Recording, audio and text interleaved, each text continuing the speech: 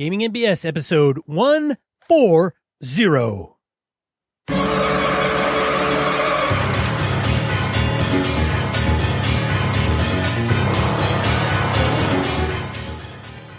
Welcome to Gaming NBS, a tabletop RPG podcast. I'm one of your hosts, Sean. And I'm Brett. Welcome to the show. Welcome back to our regular listeners. How are you doing, Sean? I'm doing smashing, Brett. Smashing. That's awesome. Yeah, man. I just mowed the lawn, and I think I have seasonal allergies now. Apparently, when you pass your 40s, all the allergies that you never had apparently hit you, which is horseshit. But yeah. As a representative of allergy people, sufferers the world over, welcome to the club, man. Oh, thank you. That's so helpful. Yeah. It's great. It's fantastic. I especially like the itchy eyes that just water unstoppable, and you feel like you have a cold and you blow your nose, nothing happens. You're like, too bad. You're going to feel like shit all day because some tree decided to fornicate in your nose. This is great. Yeah, I would rather have to go into the gas chamber once in the spring and like, that's it. And you wouldn't have to have any problem the rest of the year than have seasonal allergies.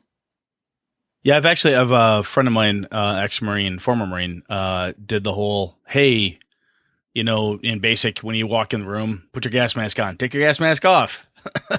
And how horrible that is when you're tear gassed. And he said, I would rather do that once a year. Then I would dread it. He said, then having hey, guess what? It's nice outside, but you don't want to be there. Anyway. There's good meds out there now, though, Brett. Gonna have to find them.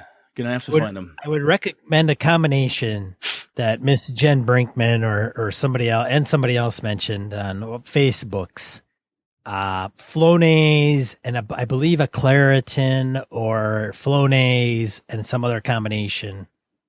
And so one usually kind of keeps the flare-ups at bay and one keeps an even tempo. The good news is, Brett, it does not last forever. It's all these flowers wanting to procreate sexy stuff, pollen everywhere. See, this is why I'm thinking about becoming a vegetarian. I fucking hate plants. I hate them enough that I want to kill them and eat them.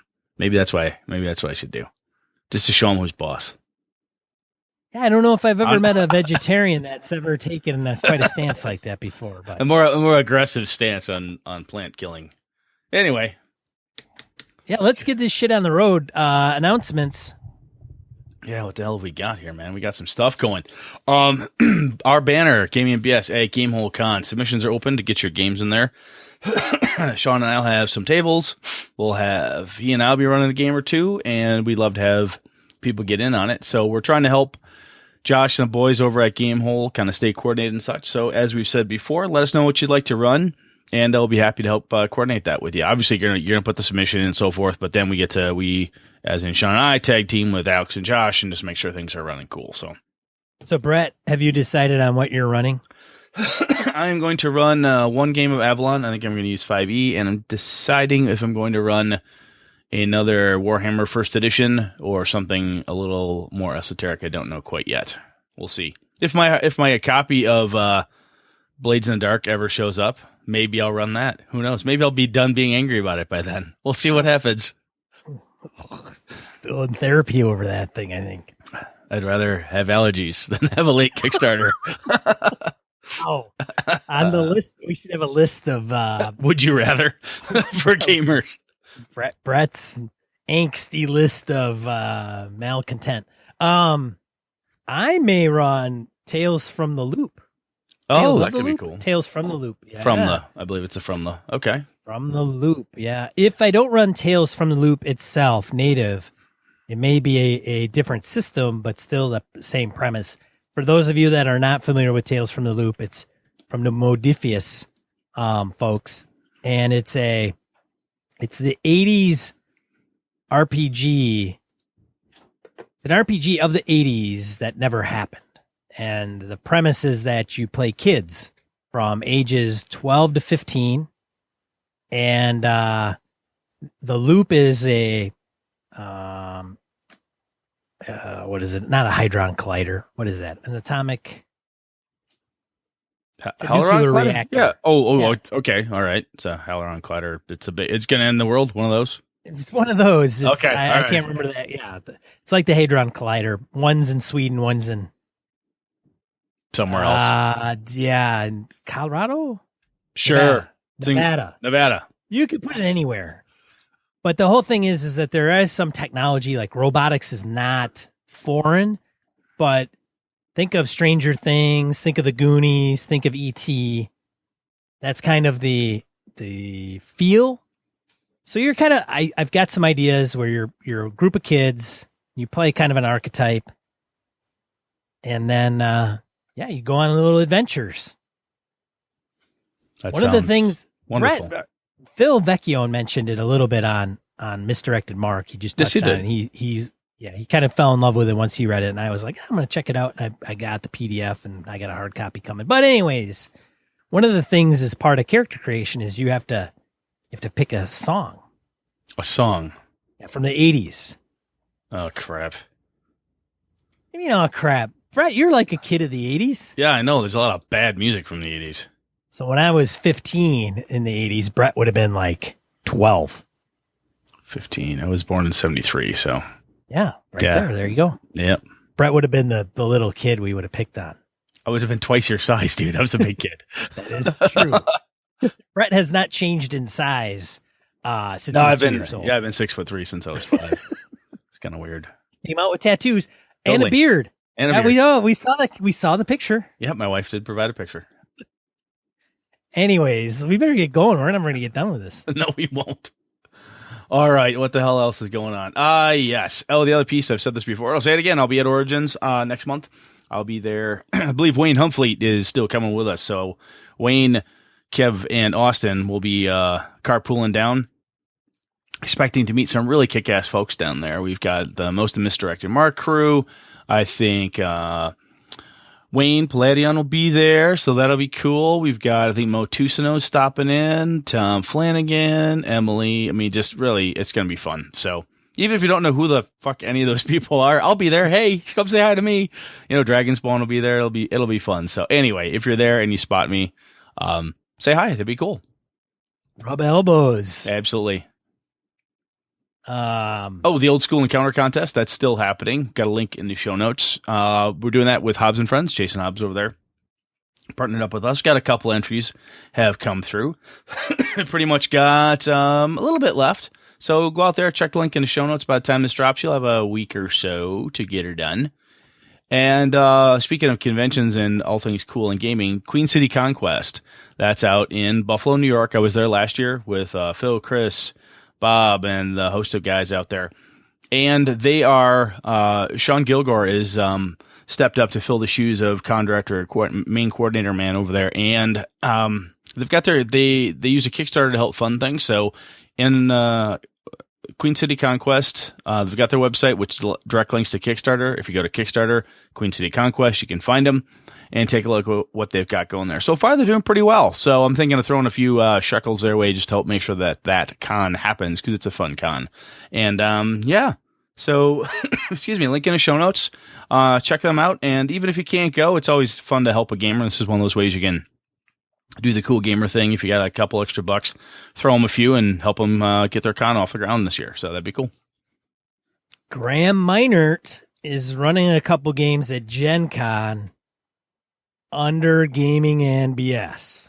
Whoa! So yeah, we're gonna have that in the Gen Con program, and that very surprised that Graham. Thanks so much. If you feel real ambitious and risky, living on the edge, if you really want to live on the edge and you want to hope to get some gamers at your game, and you want to run Gaming and BS at Gen Con, that's super awesome. He submitted 2 2D20 system games. Again, 2D20 is Modifius, does that system.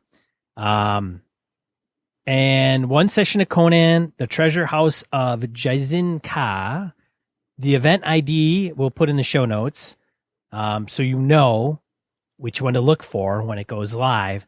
The other is a Star Trek Adventures event. He's still figuring out some of the details about that one. You should have that all finalized soon. We'll have that ID in the show notes so you know which one. So Joe Swick, Mr. I'm going to post on Google Plus, and like I told Joe, I'm like, well, that's one way to do it, because he's like, you know, GMs at Gen Con, tell me what you're running so that I may grace you with my presence. Yes. And I'm like, dude, and he's like, well, I only like to play in games with people I know. So I get that, but the way he phrased it, it was funny. But now here's two of them that Graham is going to put out there. Well, that's cool. Well, I mean, Sean and I BS with Joe outside of the show. We get him on Voxer and bullshit with him there a little bit. And Joe, I mean, I know he's gonna make Gen Con. He can't make Origins because of scheduling. Gamehole Con falls in like the worst time of the year for him. So we like to give Joe a little shit. Hopefully he can get to Gamehole. But anyway, Mr. Swick and anybody else going to Gamehole, if you're interested in playing with a fellow BSer, Graham Minor, as Sean just said. So check him out. Gen Con. Didn't I say Gen Con? Did I say something else? Gamehole. Oh, my bad. I got Gamehole in the brain. Gen Con. But anyway, there you be. Yeah.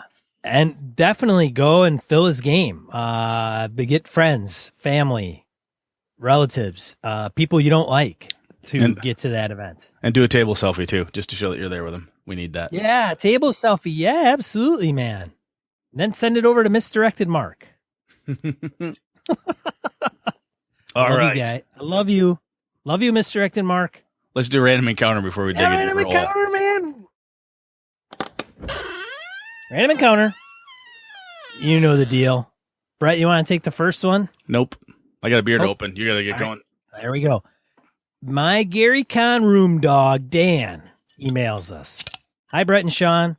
Writing in because I enjoyed the last episode, 139, about building stuff in RPGs. One of my favorite in-game anecdotes, not to be mistaken for antidotes.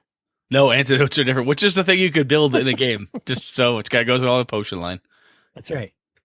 The in-game anecdotes happened to be when our characters started the campaign by being shipwreck survivors on a sandy beach, and we ended up building a tavern/inn out of the wreckage.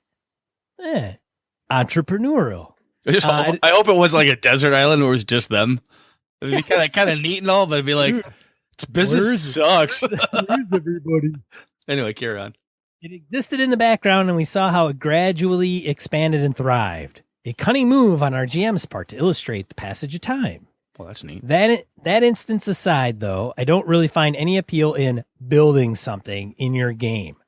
On the small end of the scale, if I build a tavern or other business, it would be designed to make money for me over time. There's no other reason to build it, unless I really get a kick out of my character serving drinks to everyone, which may be possible, who knows. As an RPG player, why would I do something so passive when the premise of the game is going out on adventures? Okay, all right. Yeah, okay, Dan. On the other end, we have domains, keeps, and castles, especially in fantasy settings. I don't think upward mobility is the phrase I'd use when describing the economics of medieval times. Start trying to build a kingdom for yourself, and you're probably going to get shut the hell down at the first possible moment. The only appeal I see for having a domain would be the ability to command an army, but I haven't yet seen a system that handles mass combat well to the point where player engagement is maintained for the duration of a battle. Maybe that's just me. The exception to my dislike of building stuff is the idea of building a magic item, which gets my GM brain firing on all cylinders.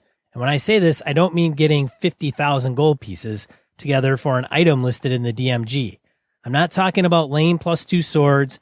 I'm talking about the quest we're going to undertake to the crystal realms of Jixargol to trap the soul of an elemental in ice so we can bring it back to Graxus the Mad so he can enchant a sword for Brett's character.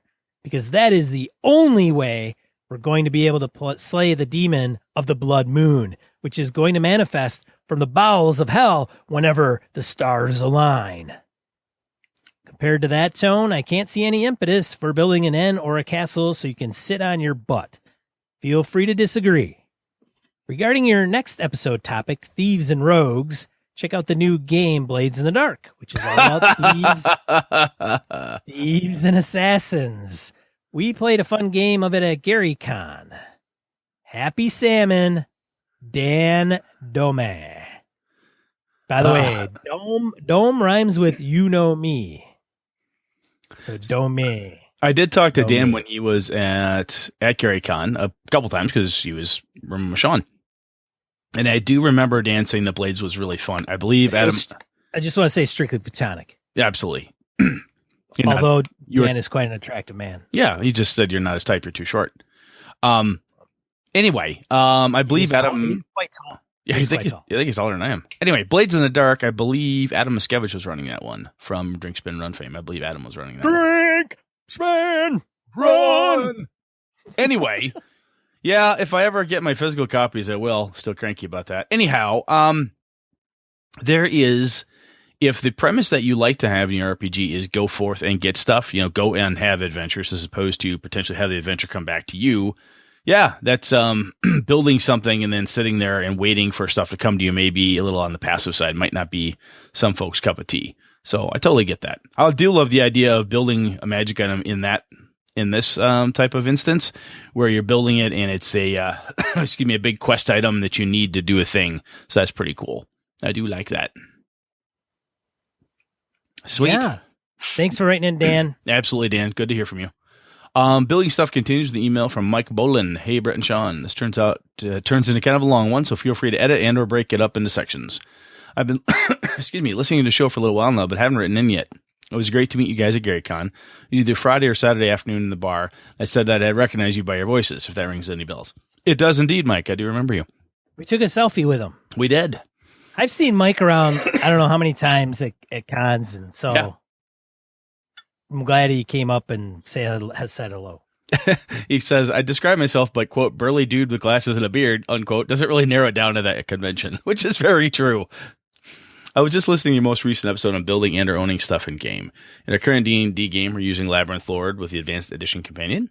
We've been running through a series of old modules. We've cleared the Temple of Elemental Evil, taken down the Slavers, saved Saltmarsh, and survived Castle Amber. Ooh, Castle Amber's a bitch to get through, in my opinion.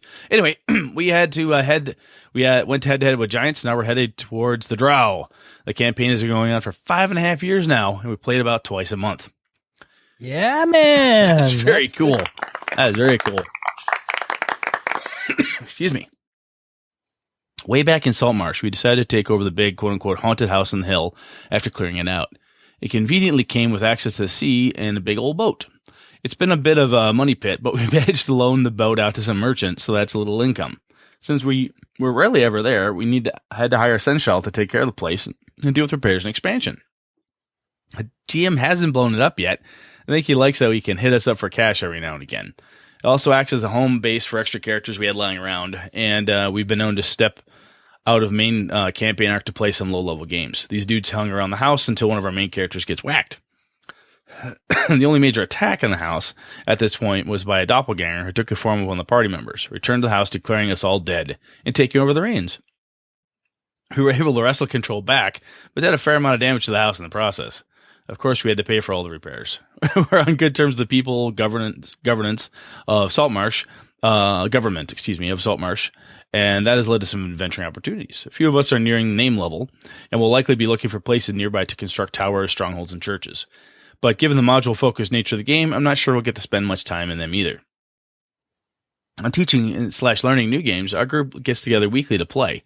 As I mentioned above, Labyrinth Lord is the main campaign, but on the off weeks, we swap around games and GMing duties. We've done convention-style one-shots, 3 to 5 adventures, and had a couple of recurring campaigns. When one wraps up, we take a volunteer from the players for the next arc. We've done DCC, MCC, Gamma World, Traveler, Marvel, Phaser Rip, Call of Cthulhu, Deadlands, Hollow Earth Expedition, Monster of the Week, Dungeon World, Hackmaster, and Star Wars Edge of the Empire. Whew! But, because these are usually short arcs, a good number of the games are either, and a good number of the games are either expensive and or out of print. There's no expectation that the players actually own or know the games. We treat it like a standard convention game where the GM takes the reins, is expected to provide instruction as play happens. Everyone basically knows Labyrinth Lord and DCC at this point, but I don't think most of them have read the rules. Since expectations around the side games are pretty limited, and we've been playing a lot of old school and narrative-focused stuff, it's usually not a big deal to teach them, have them learn stuff on the fly. The switching helps keep the main game from getting stale, as we've always had the off week to try out new stuff. Finally, probably most importantly, since you mentioned getting a second table of Happy Salmon going at Gamehole Con, want to let you know that North Star Games are releasing a blue salmon version this summer. It will be exactly the same, but the cards will all be different colors. It'll allow for 12 salmon to play at once. Happy Salmon, getting people banned from con since 2016. Mike. Dude, I am going to pre-order that game right now. A 12 person. Holy crap. Choked on my beer. 12 people playing that. That would be madness. Madness, I tell you. 12 people. I'll tell you though, Mike's I think game. Mike's talk about the building and how they're using it, I think is a great kind of tag in for Dan Domi saying, hey, how, not quite sure getting it type of thing. This is one way to do that. And maybe Dan would be like, it still doesn't sound interesting to me, which would be totally fine. But what Mr. Bolin here is laying out, I like that approach. Even in a game that's not heavy on it, there's a narrative component to it saying, hey, it's a base of operations where you can have some low level people. So when my main person gets whacked, crap, new character, I'll take her. She looks like we need a fighter. All right, I'll go get that character and play her for a while or whatever the case is. So that's a good idea. I like that. Good home base. Very good. Base. Your turn. Drop the base. All right. Chris Lang emails us a question, Brett. Hello, BS. I have recently started running a Hunter, the Reckoning game, and have been trying to really ratchet up the horror aspect. So far, it seems as though the players are digging it. We are still in the first act of the game. The characters, who are normal people, are still taking their first steps into the world of darkness and don't realize how many monsters there really are or the extent of their influence. I guess my question is, when your players know they are playing a supernatural horror game, what are some ways to rend their understanding of the world to, hopefully, make them uncomfortable due to lack of understanding the world, much as their characters should be feeling? Very I good did question. enjoy episode 59, Fear and Horror and Role-Playing Games, which helped me set the mood and tone of the table. However, it did not really get into this more specific question. Also, Brett, you have mentioned how you ran a vampire game for years. Do you have any suggestions for subtle ways to introduce things from the other hardcover books? Vampires, mage, werewolves, etc. Up to this point, the characters have run into some walking corpses and a ghost or two. I have two concerns regarding how to introduce more monsters into the game. One is that if I throw too much of them all at once, I will later rob the discovery of something new and terrifying later in the game. Second is that hunters, as they are just a little more than human, are wildly underpowered against anything from another World of Darkness book. I don't have a problem maiming or killing a player. Make that character. Ew. But want to make sure I do so to fit the story or because someone slipped up and made a mistake. Also, the game is set in Northeast Wisconsin, where we all live. So I looked up what buildings in the area are supposedly haunted, making sure to include those in stories. One of my players picked up on this, and when his character brought it up, seemed to make everyone more engaged. I would suggest this to anyone running horror set where the group lives in the real world. Thank you for your help, as well as the podcast, Chris Lang. P.S. B.S. Too often do you end your sentences with prepositions? Possibly. I don't know. Do we? I don't know. Maybe. It could be because of, but sometimes it's cold out. It's cold out. It could be. You never know. Interesting. No, I like, so I'll tell you what, Chris, there is, I'm going to have to throw this in the topic bin here. I would definitely say that too much all at once is kind of like too many villains in a superhero movie, right? Your Marvel hero Spider-Man goes up against the Vulture, the Rhino, and Electro, and Doc Ock, all in one movie. Too much. Don't have time. Not good. Too much at once is definitely bad. And, excuse me, there are definitely ways I've done that type of thing in the past. So, I tell you what, we're going to have to, I'm going to put this in the hopper. That's what we're going to do, because this has got a lot of meat on it. So, all right, new topic. It will be added to the schedule. Excelente. Thanks for writing in, Chris Langa. Absolutely, Chris. That's an awesome question. I like that. That's very good. Thanks for writing in, Chris. Now he'll never write in again because we were dicks. That's great. Oh, he's making fun of our prepositions. That's Midwest, man. That's very true. It is. It is Midwest. Anyway, you should see me write. Oh, it's terrible. And like I'm writing like I talk, so it's everything ends in prepositions, which is terrible grammar. Carry on. All right.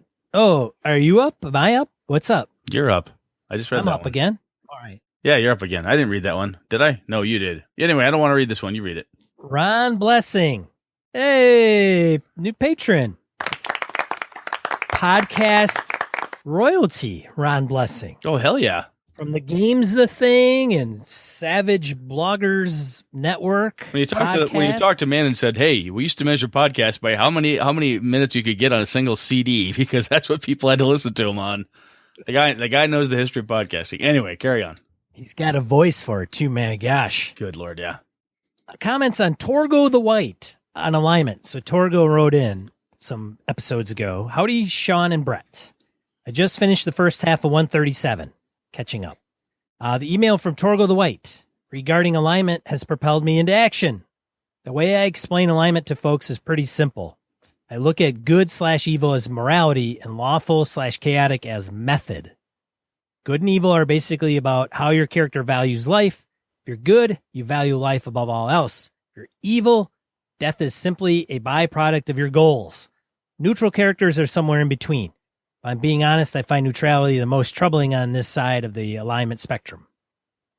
Law and chaos are actually simpler for me. If you're lawful and you live under a government and you don't agree with, you'll do what you can to change things, all while following the rules. Likewise, if you're chaotic and you're under a government you completely agree with, that's just ducky. No one may ever notice you're chaotic until you stop agreeing. Neutrality here means you're all about morality, irrespective of how you go about having your way. True neutral, for me, the hardest alignment to play. Is the hardest alignment for me to play. I think of Zen Buddhism when I think of this alignment. I could totally respect it, but I could never follow it. Keep in mind that alignment isn't black and white. No one is perfect. So someone with even the strictest beliefs should be penalized for the occasional transgression. Unless they're a cleric or a paladin, they don't get to falter without penance. And I agree with the neutral piece. Like a lot of people pick neutral and they don't play it right. No, they don't. It's tough. Yeah, I mean, because then you're going like, well, you know what? They should die because, that's the way life is. Good people die, bad people die. It's a balance. It's neutral. Yeah, or you get it when it's a simple system like DCC where it's a 3 alignment where it's lawful, neutral, or chaotic. Be like, I'll just pick neutral because I can do whatever I want and not have to be tied down to that shit. Right. So they pick something as kind of that seemed what I don't want to make a decision, so I'll just choose that. All right. Nice. Thanks, Ron. Absolutely. I hope everybody found that valuable. I think many folks would align with Ron's take or something similar to it. I think I do, actually. I like that. I like Ron's opinion. He's a smart man. I like Ron, so I like his opinion. Absolutely. All right. There, solved. Solved, done, and moving on. All right. Hey, guys. Next up, we have, this is from Wayner Finolf, a.k.a. Finolf, I should say. Finally caught up with episode 138, Skills, and we'll throw my 2 credits into the kitty. First and foremost, and discussion of skills and skill-less in role-playing games should reference Traveler. May not have been the first, may not always be the best, but nearly every flavor of Traveler revolves around skills and a skill table. He's got me there. He's very true. With 40 years of Traveler as of this year, it's safe to claim that it is the gold standard for the implementation of skills in RPGs. Excuse me. Some versions of Traveler suffer from skill list bloat, but still tend to be more concise than GURPS, Fast Track, Space Master, and other such micromanaging systems. I think my primary takeaway from this episode as a GM was the need to remind players that unskilled tasks can still be attempted. Lacking a skill in field should never preclude anyone from trying, including swimming, although the consequences may be dire for a catastrophic dice roll failure, perhaps even hilariously so. Many skill-based RPGs have a built-in unskilled usage penalty. I think having different task difficulty levels helps skew this as well. Attempting an unskilled routine task should be doable. Taking a stab at a formidable task without the appropriate skill should have some potential for a disastrous outcome. As for skill lists themselves, as I've gotten older, I've tried to pare down the bloat a wee bit. Requiring a separate skill for every individual vehicle, weapon, language, etc. is just bureaucratic madness. And I'm freaking Canadian through and through, and we queue up better than the Brits, he says. Allowing players to accumulate more specialized versions of general skills, well, that's between a player and a GM. It also speaks a bit to character background, personality, uniqueness, and such. Still a great show, and loving up the cast. Keep up the good work. If Sean attempts a few minutes worth of a Scottish accent, I'll have a dram. Who am I kidding? I'm just going to drink the damn scotch anyway. Regards, Wayner, a.k.a. Finolf. P.S. Traveler. He's got a good point. I did not mention Traveler, and I did play Traveler not that long ago, and it does indeed have a pretty good skill list. I'll take your word for it. I've played one game of Traveler. Maybe. I think one for sure. Cool. Yeah. Next one's yours, sir. Blake Ryan emails us a preemptive email. Good day, fellas. Thoughts on playing rogues? 1. Don't steal from your party.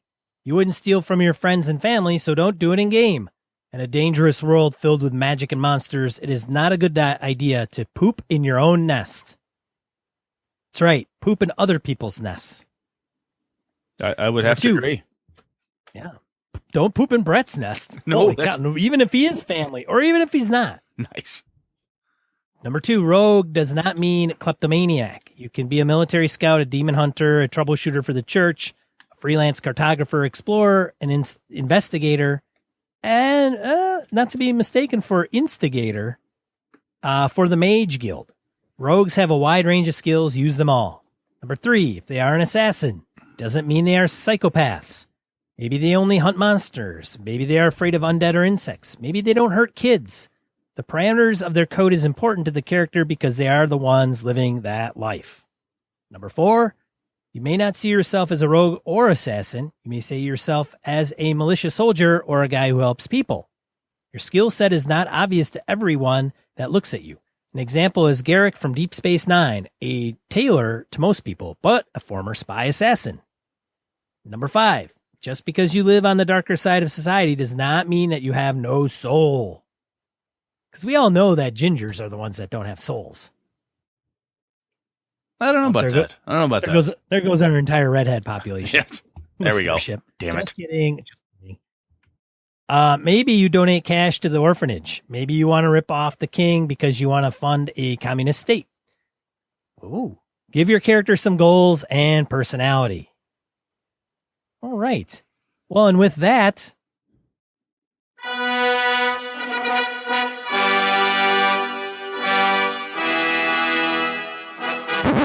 Well, I think we owe it to Blake Ryan for spoiling the intro, Brett. Yeah, a little bit. That's okay. I'm not feeling so hot today. So Blake he kind of farmed that one out to me. Just like making a character for Star Wars. He did a little bit of work for me. So that all helps.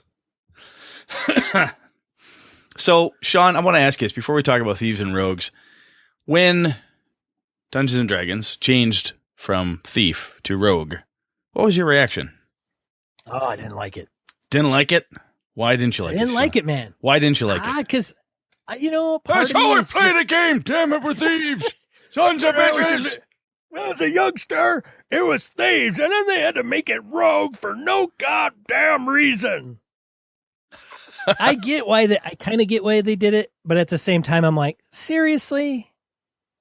Do you know why they did it, Brett? I have my own. I don't know if it's ever been like presented and verbalized? Not that I know of. I know it's not. I don't think it had the same influences like the Mothers from Hell thing, where they changed demons and made them into other things, and it weren't devils anymore, and they changed that type of stuff, Balors and blah blah blah. I think is honestly, once I kind of got it, I'm like, you know what, a name like that really does drive a thing. It says thief, not sneaky person, not scout, not rogue. When I would encounter the character class of other in other games, when we would name them rogues or scouts or pickpockets or something, when you had a title like that, and if you're a fighter, oh, I should probably fight some shit. You're a cleric, oh, I guess I do cleric. You're a magic user, wizard. It very specifically tells you what's on the outside is what's on the inside of that tin. So my thought was that by changing it to rogue made it less of a apparent one-trick pony. At least that was my perspective. Well, sure. I totally agree with that. But I also think that they did it because, so I don't know if this is true or not, but thief has a negative connotation to it. Yeah. Thief, stealing, bad. Most laws are around to prevent such things.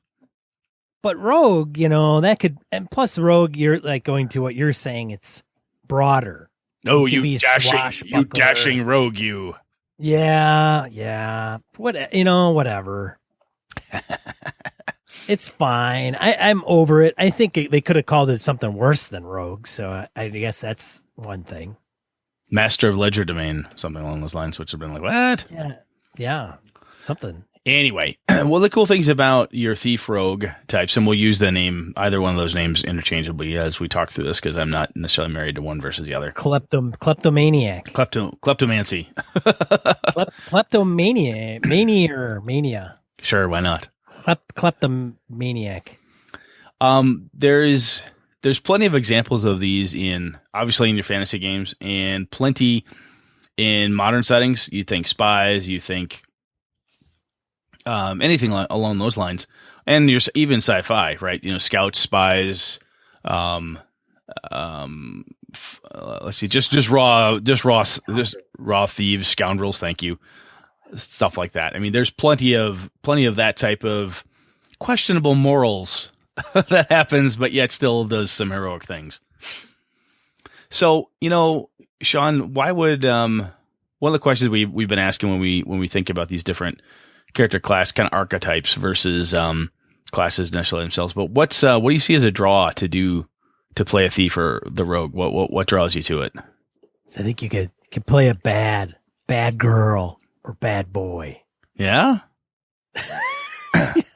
No, there's something though. I mean, tongue in cheek, of course, but there's something what you say though is that this profession or this approach seems to, again, connotatively indicate that you're going to do things that are questionable, probably for the good, for some way, shape, or form, but you're probably not necessarily above board in all the things you do. They ride the fine line of morality. Oh, there you go. I like that. Oh, thank you very much. Which almost goes back to Ron Blessing's email to us, right? When you're talking about true neutral versus something else, like, look, they make no bones about the fact that, yeah, I sell stuff on the black market because that's a good way to make money. Y'all needed money for this little scam we're running. Oh, it's not a scam? Oh, we're just trying to fool the king? Yeah, last I checked, that was a scam. There's something to be said for that. The other thing I found is that when I like to play Thieves, and my friends who are really, really like it, they have a very, it's not as glamorous as the fighter up front punching the dragon in the face, or, that Marine standing out front in the Aliens movie with the big guns, just shooting stuff down, doing this, doing that. The wizard calling up some thing, or the cleric healing. The thief, the rogue, that person, when he or she, they're sneaking across the battlefield, they're checking things out, they're doing it quiet, they're in, they're out, they come back oftentimes as scouts, right? I know a lot of gaming groups have scout team. The scout team is the thief. And maybe the ranger, if they got a ranger with them. But it's the people with the highest stalk and hide and people to find things out. Your good rogue, your good thief helps you figure out shit. In the oldest sense of the word, when that person went down the hallway, I used to joke with a buddy of mine, he liked to play Halfling Thieves, that would tie his thief to the end of a 10-foot pole and swab the dungeon corridors with him. That's an attempt to We never actually did that, but we always thought it was a funny visual. But the thief essentially swabs the dungeon corner looking for every possible nook and cranny. When that treasure is found, he goes, boy, I wonder how much this is worth. The thief is like, oh, yeah, that? I can get you 150 gold pieces for that in Kellenport. Because she knows that. So I think that goes right into the concept of strength behind them. They're not necessarily, you can get some really good limelight and spotlight time with the thief, rogue, doing all this cool shit, but you're not necessarily going to be getting it because of a big, chop the dragon's head off type of thing. I mean, you've got backstab man. Yes, I was going to say, you've got the quadruple damage. yeah, sneaky damage. You walk up, and with that short sword that your halfling has, or that your little space pirate has, she walks up. She's been playing the innocent thus and such throughout the entire campaign, and stabs the enemy captain and does an obscene amount of damage with her backstab skill or whatever. Excuse me. But the backstab is wonderful because, again, it's sneaky damage. You don't always get the big credit for it, because it's not as glorious as the fighter or even the magic user or cleric. But there's you're a very workhorsey type of thing behind the scenes, because without you, people start falling down 50-foot pits with spikes. That's true. And that, as we learned from White Plume Mountain, is where you get instant super tetanus. So you don't want to do that. Instant super tetanus. Brett's got that tattooed on the inside of his forearm. Yes. Instant super tetanus. Yes. That's what I have. Save or die. Save or die. You know what? That would actually make a fun tattoo. Somebody probably already has that save or die. That's got to go on my list of ink I need. I like that. Well, I hope those guys over at Podcast World Save or Die, I don't know if they're named, I don't know if they're still called Save or Die, but they should have the tattoo. They should. Anybody, right? That's true. So, Sean, any other strengths from a thief? I mean, we've got the sneaky stuff. You've got the pickpockety. You've got all those great thief skills. When you think of a thief and something that's like really a strong point to them, maybe we take it outside of even the dungeon perspective. When you think Han Solo, right? I think Han Solo knows a shit ton of people. He's very roguey. Yeah. I mean, that was the fun part in excuse me, with him in the, not Rogue One, in the Force Awakens. There's a scene there where a bunch of people show up and go, damn it, Solo. He's like, hang on, hold it, just a second. We learned that with him and Greedo in the first movie. I mean, he's cutting deals. He's working angles. He's got a good charisma. He's got a winning smile. He's a bit, he's got that whole thing going for him, but he's always in over his head slightly. Listen to this guy. We aren't jumping the shark. We're chopping the shark in half. Brett's actually referencing Star Wars. I gotta play the Sean's strengths on this one. Did some research. Watched a whole bunch of Star Wars this weekend. So, I mean, when you're playing your rogues or thieves, how do you like to play them? Do you like the sneaky backstab assassin, son of a bitch, or do you like the dashing roguess? How do you do it? One of my favorite classes of first edition AD&D that I would play quite often was the thief. And I always played them very methodical as we went through dungeons. It was always, I'm going to move to here. I'm going to move silently. I'm going to hide in shadows. Okay, give me those rolls. Yep. And then once I get there, I check for traps. And then I'm going to listen. Like all four of those. Bam, bam, bam, bam, bam. Like it was move 20 feet. Do that. Rinse, repeat. There was a cool thing too that those old school thieves had in first ed, or even basic. When you had a list of skills like that, it was definitive. Like, I am good at this. Right. Even at low level, you might have a shit % chance, but you're like, this is a thing I can do. What you didn't have that list of skills, as we talked about in skill lists a couple episodes back, but you did have a list that was very specific to you of cool shit you should be able to pull off. So I do appreciate the old classic thief and how it is the trap disabler, detector, thieves, cont, talker. So I have a fondness of that. So rogue, swashbuckler, And I don't mind being the thief that's not going to piss the party off. Every once in a while, maybe. Yeah.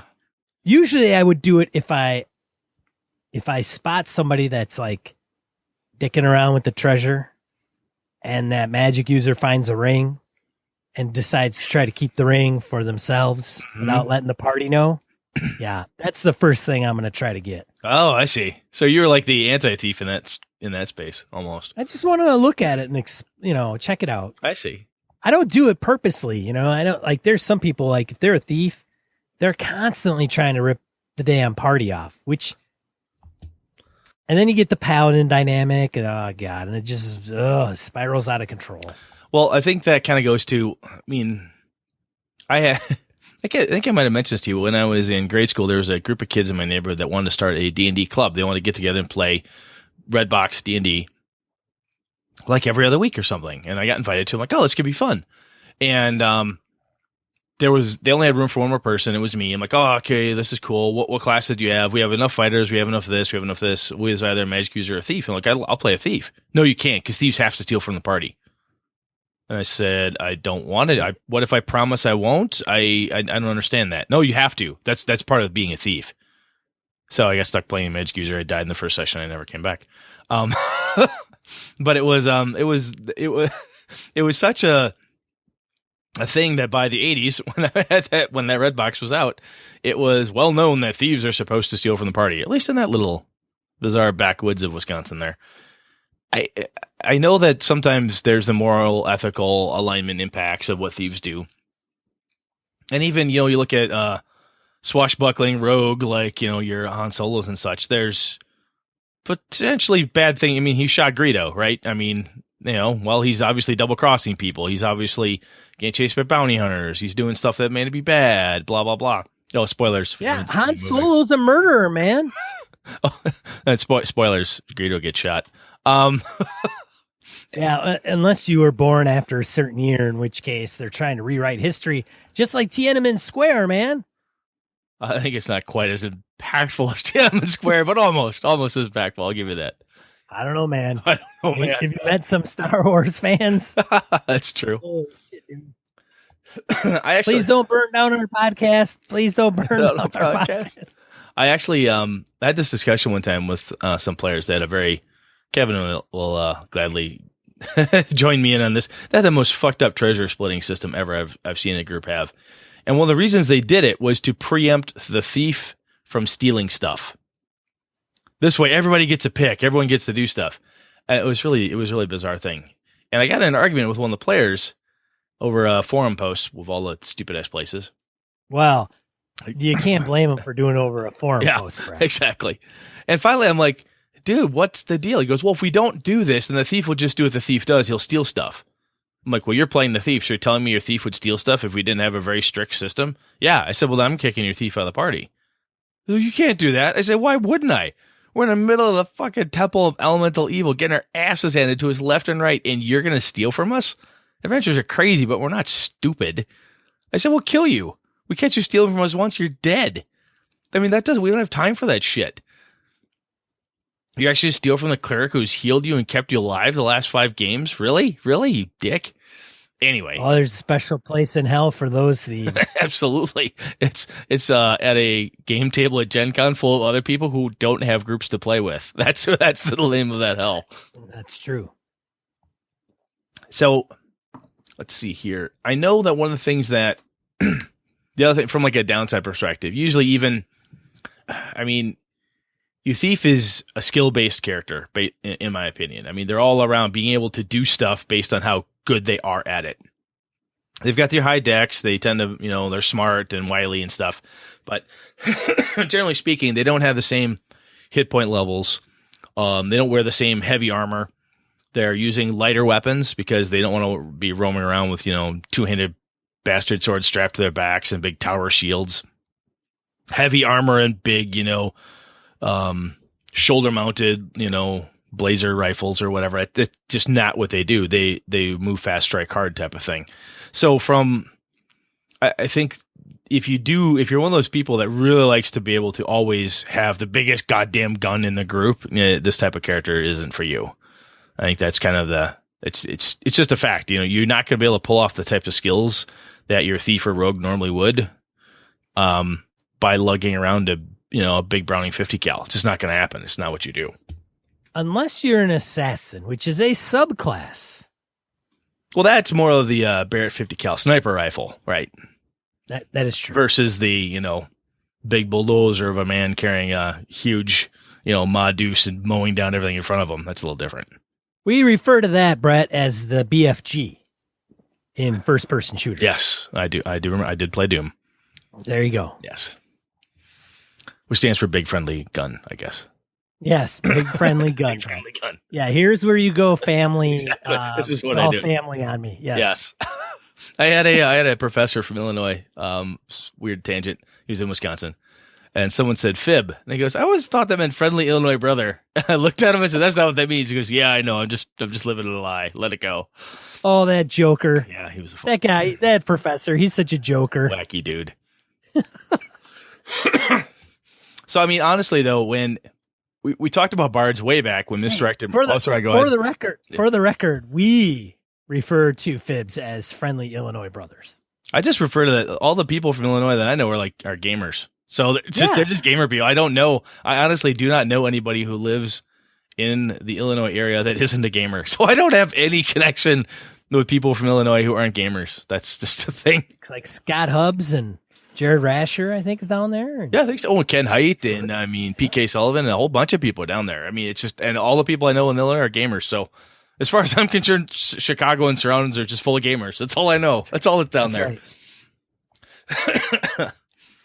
So a while back, forever ago, we had that Misdirected Mark did a Bard episode, and then they gave us a little grief. We did a Bard episode, and Bard's, again, skill-based character, but I think in lieu of the Bard, the Thief Rogue type is one of the heaviest skill-based characters and social skills as well. You can go away, not necessarily away from, but you can augment the finding stuff and stabbing people in the back and picking their pockets with some amazing social skills. One of those ways to be the face man of the group, to be able to work your way in there and be that spy who makes your way in there. I think Alias and some of those types of things, where you're really, really good at sneaking, entering, getting things done. And the surprise attack, you're incredibly dangerous.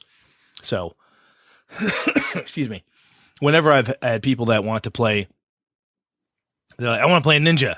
I don't have ninjas in this world. Well, let's like a ninja. Here, play a thief. I mean, that's the closest thing you're going to get in most of my games to a ninja. But So, Sean, when you're going to play thief, or what do you need to know? If you're game mastering and I'm playing a thief, you're expecting me to know what things? What should I have on my list that I know? Well, I think you got to have a concept for the thief. So you got to, are you going to be the sneaky sneak thief and the trap detector thief? Or are you going to be rogue, swashbuckler, Errol Flynn, Robin Hood, Musketeer is another one. I want to do all of that. Can I do all that? You could, yes. Of course you can. Yes, but. Or yes, and. Yes, and you are going to be awesome at it. Of course. Tap them on the head. So that's fine. They can do that. So I think if they want to kind of flash in the pants that way, that's fine. I don't think that's a bad thing. So then I think you're going to have to know, if there is the build around it, what is the strengths of that build? So if you're one of those people, like the Brett says, and you may come up short in one aspect. So maybe you want to be Errol Flynn, Robin Hood. So you may want to be a finesse kind of fighter with a finesse weapon, dexterity kind of guru. Maybe you want some social suaviness. But going that route may leave you short in the thievy, creepy crawly route. So sometimes you can't have all your cake and eat it too. Sometimes you can have a little bit of each. So I think that's kind of what I'm getting at. What's kind of also in that session 0 piece, right? Where you say, hey, we're going to be playing old school dungeon crawl using first edition AD&D rules. You're like, I want to be a face man type of thief that's able to worm his way into any king's chamber and be able to figure things out. And you have to look at that player and go, there will be none of that. Yeah, but I really like that. I'm serious. There'll be none of that. Your character will be dead within the first 2 rounds. The other player should be looking at that person going, why are you doing that? Stop it. Ian should be hitting me in the head with a book. But the type of thief, because it is so skill based and there's so many variants of it. You've got the assassin, the face man, face lady.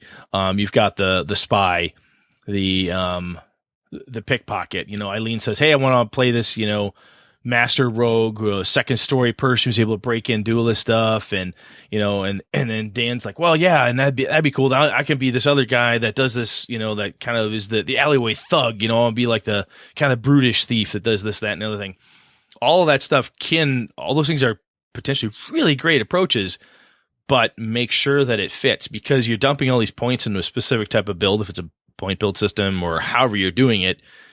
Or even choosing different variations on that class theme in a class-based system, make sure it fits the setting, because if you don't, you're going to end up with some stuff that kind of works, but because it's so skill-heavy, punching stuff in the face is always handy in an RPG, because somebody needs to get punched in the face. But if you've got a ton of social interaction skills, and there's little to no social interaction other than bargaining with the kobolds to not eat the wizard, it's probably a waste of your time. Right. So, in addition, depending on which one you pick and the strengths that you want to emphasize in your concept, that's going to set some numbers on your sheet to certain heights, whatever system you're using. So if you're using a generic system and you're building something out, may be able to finagle it a little bit more robustly than another system. But at the same time, you are, if you want to be dashing rogue, you're going to have some of that social charismatic kind of emphasis. So you'll put some of those points into those things that'll make you savvy, suave, debonair, whatever that looks like. And the other, sorry, go ahead, go. Charming, whatever. Yep.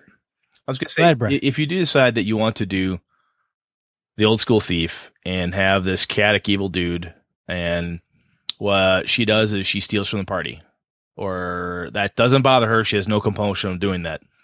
And Ange tells me, hey, Brad, I really want to do that. Okay, I say, as a game master, are you prepared when Sean and Phil, the cleric and the paladin duo, catch you and may eventually kill you for that? Well, I think chopping off of the hand might be a good start. Yeah, so those are the things, though, that, again, in that session 0, however you're talking about things, and sometimes players will like to keep some character development stuff secret. Maybe that's a topic for another day, too. But even if it's open or if it's private, you, as the game master, do not assume that you could simply, I guess if that comes up, Ange and the party wants to kill you, we'll just figure it out. I won't let them kill you. You can't promise that, because that's when tables get flipped and friendships break. Yeah, that's not up to the play. It's not up to the GM, man. You pull a GM feed dictating who I can kill and who I can't kill. Exactly. That which is when the table flipping and friendship breaking happens. But that said, if you're going to do something nefarious where you are a turncoat or you're something along those lines, especially, again, I'm picking in the thief here, but if you want to do that, and I say, you know what, I really want to try this, and, Darcy looks at me and goes, well, I guess, but Troy might kill you if he catches you, because you know what his character is like. And I say, you know what, I'm totally on board with that. It's okay. Now, or you know how Troy is, like Troy is. Yeah. Right, never mind his character. Yeah, he'll just kill you. He may just that may be just inherently to himself. Yeah, he might just stab you. No, Troy might not. He'll do it through his character. But. Go outside, all 4 tires are flat. The fuck just happened? Troy peeling off in the distance. Anyway, don't be shocked and dismayed when the game master or the players say, no, you can't make a character like that. There are a lot of, to our earlier points at the beginning, a lot of people have a bad taste in their mouth with that. And if you do somehow, some way convince the group to let you do that, and you get caught red-handed, and they're going to kill Brett's character because I'm a thief and I got caught thieving from the party for the 15th time or umpteenth time, take what's coming to you, make up a new character. You can play a thief and not be a dickhead. Absolutely. What I'm saying is that if you insist on doing it, put on your big kid pants and deal with the repercussions therein. That's right, little camper. Exactly. So I tell you, one of the other pieces when it comes to just shit that I as a game master want you to know if you're playing a rogue. Your thieves and your rogues they tend to have high dexterity, which means your initiative is usually high. I ran a game one time, an Avalon game, where everybody were rogues and bards. It was a 3-0 game. And they learned that because of their crazy feats and dexterity skills and so forth, they would surprise round, attack the enemy flat-footed, then have initiative, attack the enemy flat-footed, then they go first again because they were always first in the order. If they did not destroy the enemy after the third round, they ran away. Because they tried to stick around for the fourth round once, half the party almost got killed. So they realized it was guerrilla tactics, in, out, bam, bam, bam. So anyway, know your initiative. Know how to do the hit, know how to roll your hit, know how to roll your damage. But backstab is a big thing.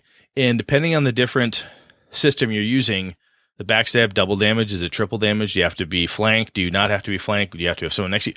Understand that stuff, because at some point you're going to say, I'm going to go in for a backstab. When the game master says, I don't think you can backstab there, you're not flanking him, you can raise your hand and say, there's no flank in 5e, Brett. Oh, shit, yeah, you're right. It's within 5 feet. Okay, there you go. Know that rule. It's a very specific piece. The rest of them, when they're skill-based things, understanding the skill system for how your stuff works. Hey, I can't pick locks without my tools, or I can pick locks without tools. I just suffer a -10 penalty. Know those components. Again, you're a very skill-heavy class, where a lot of the grunt work that you're doing, the day in, day out, the grease monkey work that you're doing is all skill-based stuff. So you need to know how that works. Brett is coughing. Sorry. Know your armor class, know your hit points. And the reason I tell people that with their thieves, when my son and some of his friends I was running D&D for them, the kid was going to run in. I said, Danny, you're a thief. What does that mean? Look at your armor class. Look at AJ's armor class. Holy crap. Look at your hit points. Holy, it's got like 3 times my hit points. Yes. I'm not charging in there. There you go, Danny. Back it down. Hey, way to go, Danny. Easy, buddy. What? It was one of those things where it was like a reminder, and then he had that in his head, and he played his character like, okay, that looks dangerous. I'm not going to go jumping down that hole. I'll look for traps first, because traps will fucking kill you. Being 11-year-old, he didn't say fucking kill you. That'd have been really weird. But anyhow. Awesome. It's a good, fuck all that, stupid old man, son of a bitch. Anyhow, those things are sometimes good reminders of your own mortality as a thief. And especially if you're used to playing fighters, like I was for years, then you start playing thieves and you're like, holy crap, I have no hit points.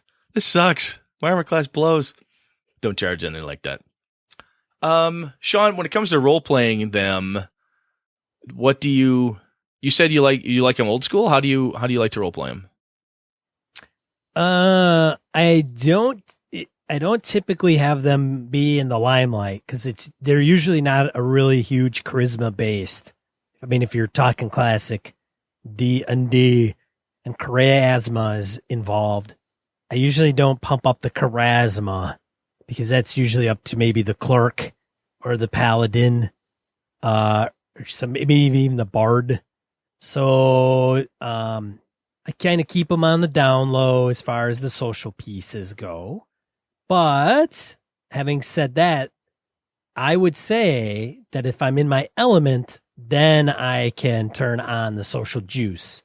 So if I'm, at a bar and, I'm in a hive of scum and villainy, then it may be right up my alley to be in that element and know maybe I'll have a high streetwise.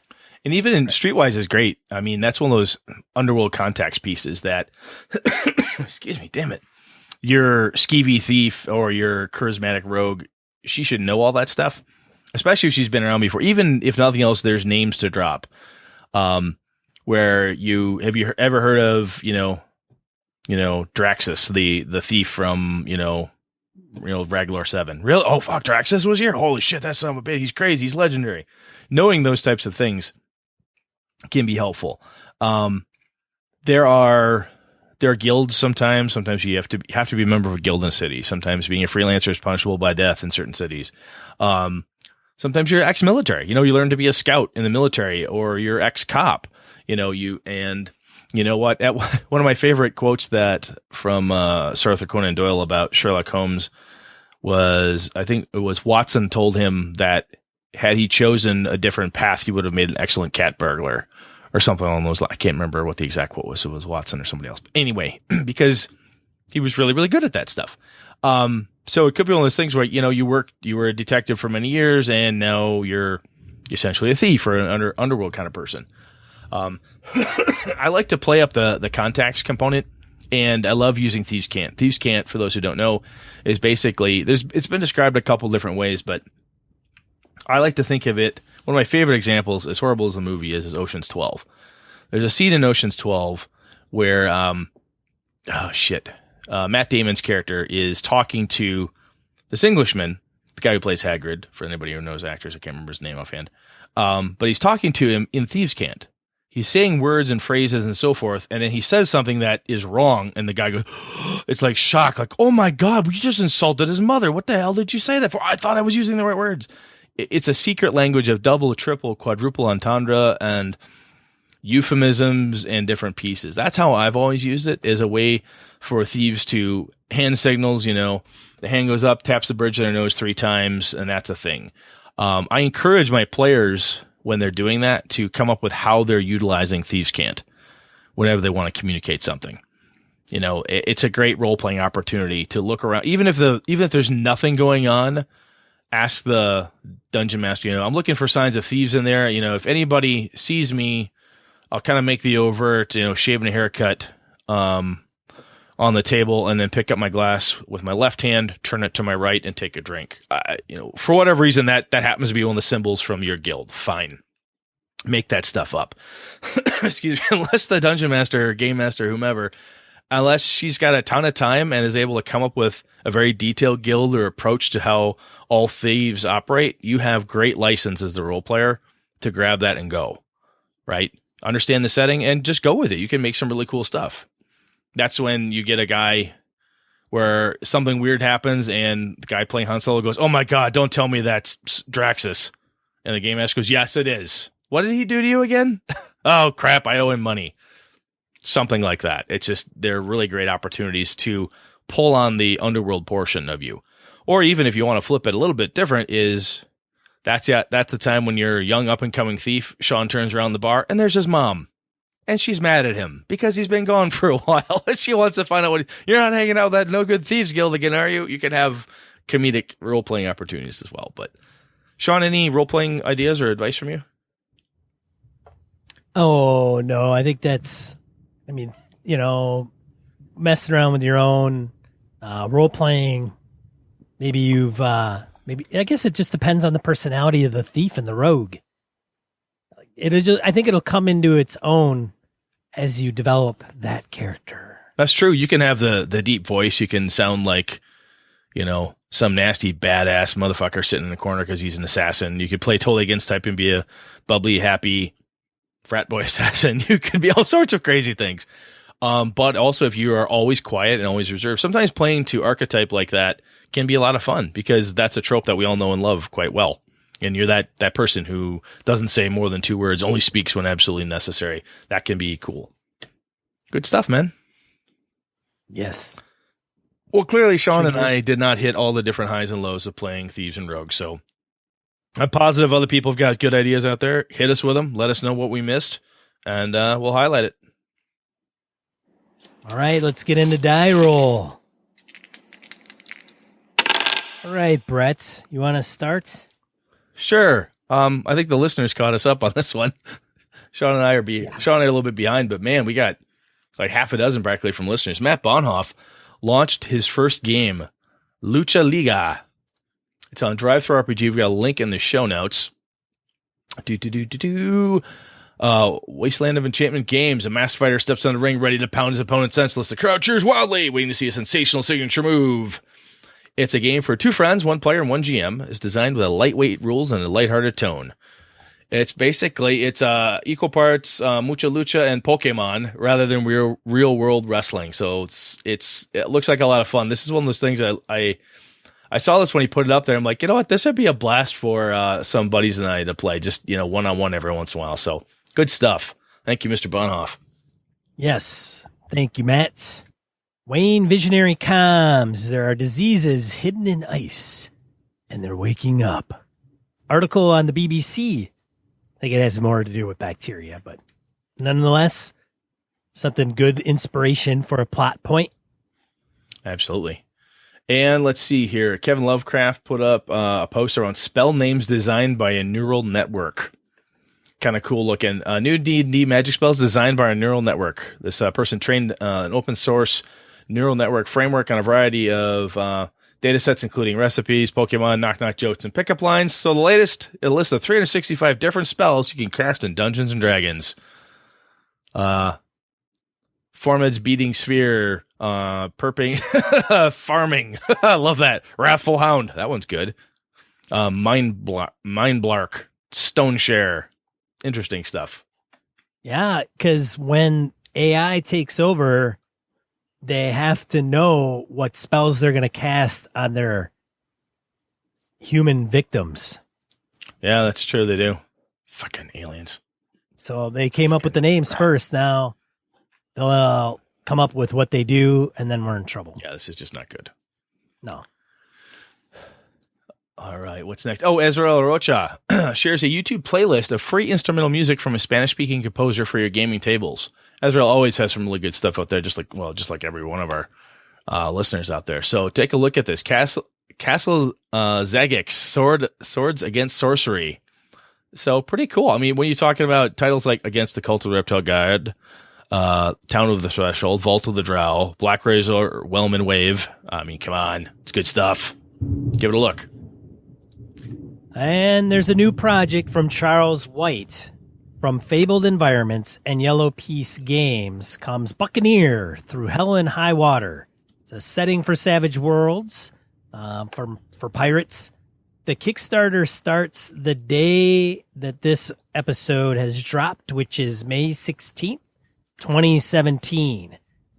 So you'll want to take a look at Charles White's Kickstarter. We wish him the best of luck in that and how that goes and if it gets funded. I can't recall exactly the dollar amount that he's going to put out there, but nonetheless. Yeah, I don't remember. But speaking of Kickstarters, we would be remiss. Eli Kurtz, fan of the show, listener of the show, voice actor, all-around awesome gamer guy, has his Blackwood Kickstarter is still out there. That thing, it's Blackwood for the Savage Worlds role-playing system. As of today, the 15th, he still has 14 days to go. He's getting close. He's got a $5,000 goal, which is one of those types of Kickstarters that makes me take notice because it's not overly expensive. And so anyway, take a look at that. I know we've mentioned it before, but just want to make sure we gave him one more shout out here. So that wraps up Die Roll for this week. But a reminder that we are going to be at Gamehole Con in November, a gaming convention held in Madison, Wisconsin, the first weekend of November. Get your ass to Gamehole Con. Visit GameholeCon.com for more information as Brett and I submit events and they come out with the speakers, seminars, True Dungeon. It's gonna be it's gonna be huge, fantastic, amazing. You're gonna want to get there. Gamehole Con. Nice. All right. Yeah. And next week we're gonna talk about how we run supreme villains in our games. This was a topic that came up from one of our listeners, and I thought, you know what? Let's get that cycled in there, and then we'll take care of that and move on to a few others. And for God's sakes, we've got questions from all sorts of people on how to run some cool stuff. Chris Lang and others. So, yeah, we're going to get to it. So Brett is just going to explain how he would run himself in a role-playing game. Well, the first thing you do is get him hey, what's that? Hit him from behind. Kidding. Very simple. Very straightforward. Should be all about 30 seconds. Probably our shortest show yet. Might be. All right, so for Gaming and BS, I'm one of your hosts, Sean. And I'm Brett. Good night and good game and all. Gaming and BS brought to you with the help from the following patrons. Christian Sexy Voice Serrano, Kevin Lovecraft, Joe Swick, Brett's Biggest Fan, Jeff Rademacher, Forrest DeGary, Mark Anthony Benedetti, Eric Jeppesen, Andy Hall, Sean Nicholson, Tim Jensen, Chris Steele, the Knights of the Night Crew, Palladian, Jason Blaylock, Remy Bilodeau, Jason Hobbs, Wayne Humfleet, James Carpio, not Caprio, Pure Mongrel, Lord Tentacle, Corey Johnston, Eric Tankar, Brandon Barnes, Mark Tasaka, Brett Pazinski, Tim Shorts, Diane LaValle, C.W. Mellencamp, Craig Huber, Eli Kurtz, The Lost Sailor, Graham Minert, Todd McGowan, Roger Braslett, Misdirected Mark Productions, Old School DM, Jason, Christopher Gray, The Tabletop Game Talk Podcast, Stefan Dragonspawn, Evan Harrison Cass, Finn Ulf, Ray Otis, Merkel Froelich, Eileen Barnes, Tony Baker, Jared Rasher, Jared Lido, Todd Crapper, Michael Parker, Jim Fitzpatrick, Michael Drescher, Wiz Static, Alexander Auerbach, Rodrigo Beowulf, Neil Benson, and Ron Blessing. For the cost of a coffee shop coffee, you can support the show for an entire month. Consider going over to gamingnbs.com/Patreon. That's Patreon. Thank you, patrons. Thank you, listeners. This has been a Litterbox Studio production.